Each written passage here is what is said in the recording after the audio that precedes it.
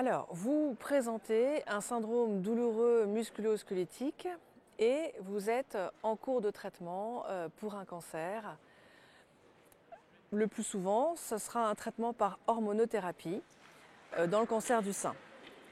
Alors d'abord, ce que je voudrais dire, qui me paraît quand même très important à rappeler, c'est que l'hormonothérapie a considérablement amélioré le pronostic du cancer du sein et permet d'obtenir de bien meilleurs résultats en termes de rémission complète et de guérison.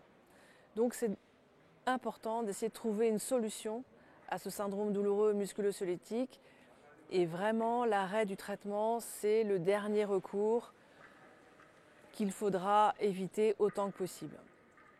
Alors, quels sont exactement ces signes cliniques de ce syndrome douloureux musculo-squelettique tel qu'il est le plus souvent décrit par les patients et les patientes?